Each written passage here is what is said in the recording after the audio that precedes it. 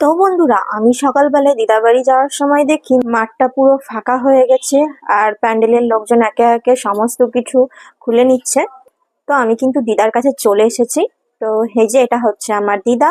তো আমার দিদা যেহেতু পড়ে গিয়ে মাজা ভেঙে গেছিল, তো সেই কারণে এখন আমার দিদা নাইটিই পরে, শাড়ি আর পরতে পারে না। এরপর তোমাদের দেখাই আমার দাদুকে। তো এটা হচ্ছে আমার দাদু। প্রায় অনেকগুলো মাস হয়ে গেল দাদু আমাদের ছেড়ে চলে গেছে। এই ছবিটা দেখতে পাচ্ছ, আমার মামারা হচ্ছে 4 ভাই। তো এটা হচ্ছে আমার সেজো মামা, আমাদের ছেড়ে চলে গেছে। দাদু মারা যাওয়ার ঠিক 7 দিন আগে মামা মারা গেছিল।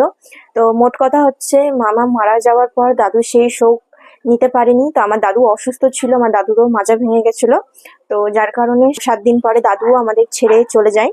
ছোটবেলায় জানো তো, মামাদের কাছে সব থেকে বেশি আদরের ছিলাম আমি। আর তোমাদের একটা কথা বলি, আগে কিন্তু আমি মামার বাড়িতেই থাকতাম। এই পুকুরটা দেখতে পাচ্ছ, বাইরে বেরোনোর দরকারই পড়তো না। একটু জানলার ধারে বসলেই বাইরে সুন্দর রং বেরঙের পাখি, প্রজাপতি, সাপ, ব্যাঙ সমস্ত কিছু আমি এখান থেকেই দেখতে পেতাম। আর আমার দিদার পেছন দিকে জানলাটা দেখতে পেলে, তো ওর পেছনে হচ্ছে এই ভিউটা, এখানে দেখতে পাচ্ছ প্যান্ডেল করা আছে। কীর্তনের 5 দিন যারা কীর্তন শুনতে আসতো, তাছাড়া আদার্স বাইরের অনেক লোকও আছে, সমস্ত ভক্তদের পেট ভরে প্রসাদ খাওয়ানো হয়। তো দিদাকে টাটা করে চলে এলাম বাড়ি। তো আজ হচ্ছে আমাদের এখানে নগর পরিক্রমণে বেরোবে। তো এখানে দিদিরা রেডি হচ্ছে, আর এটা দেখতে পেলে এটা হচ্ছে আমার ঠাম্মা। তো আমি তো যেতে পারবো না, আমি এখন বাড়ি চলে যাব। সবাই কিন্তু রেডি হতে ব্যস্ত, আর সবাই গোপী ড্রেস পরেছে।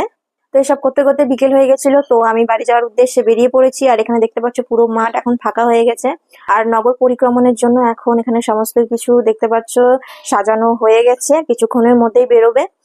তো আজকের ভিডিওটা এইটুকুই, দেখা হচ্ছে নতুন একটা ভিডিওর সঙ্গে। তো চলো, টাটা, বাই।